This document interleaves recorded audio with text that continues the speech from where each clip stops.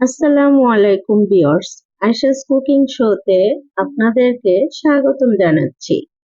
আমার আজকের রেসিপি খোলাজা পিঠা।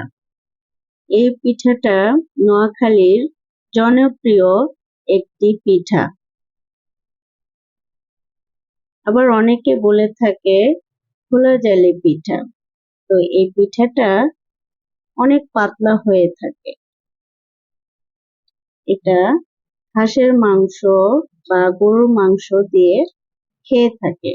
তো চলুন রেসিপিটি শুরু করি। খোলা ঝালি পিঠার জন্য আমি একটা বাটিতে শুকনো চালের গুঁড়া 2 কাপ নিয়েছি।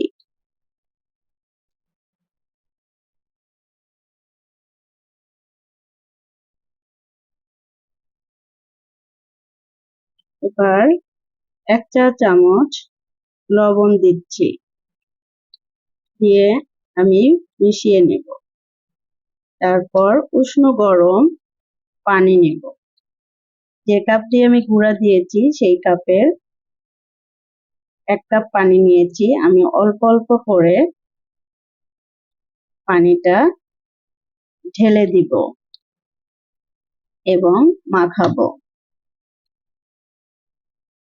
ভালো করে মাখাতে হবে আর অল্প অল্প করে পানি দিতে হবে। যত ভালো করে মাখাবেন তত ভালো হবে আপনার পিঠা। আমি আবার আরো 1 কাপ পানি দিচ্ছি, উষ্ণ গরম পানি। একদম গরম না, একদম গরম দিলে আটাটা সিদ্ধ হয়ে যাবে। হালকা কুসুম গরম পানি দিবেন। আমি টোটাল 4 কাপের মতো পানি দিয়েছি। দিয়ে সুন্দর করে মাখিয়ে আমি রেখে দিয়েছি। তারপরে 2টা ডিম ফেটিয়ে দিচ্ছি। ডিম দেওয়ার পরে ভালোভাবে মিক্সড করতে হবে। ভালোভাবে মিক্সড করে আমি 2 ঘন্টা সাইডে রেখে দিব। তারপর একটি ফ্রাইং প্যানে 1 কাপ করে ব্যাটার দিয়ে দিচ্ছি এবং ছড়িয়ে দিচ্ছি। দেখুন কত জালি জালি হয়েছে। ঢেকে দিতে হবে না।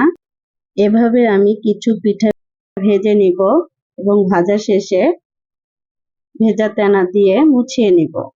আবার 1 কাপ ব্যাটার দিয়ে দিচ্ছি। এভাবে একটা একটা করে আমি সবগুলো পিঠা ভেজে নিব। দেখুন কত জালি জালি হয়েছে। তো আপনাদের কাছে রেসিপিটা কেমন হয়েছে কমেন্ট বক্সে জানাবেন। এই পিঠাটা ভর্তা দিয়েও খাওয়া যায়। গরুর মাংস, হাঁসের মাংস দিয়ে খেয়ে থাকে। তো আমি মুরগির মাংস দিয়ে খাবো।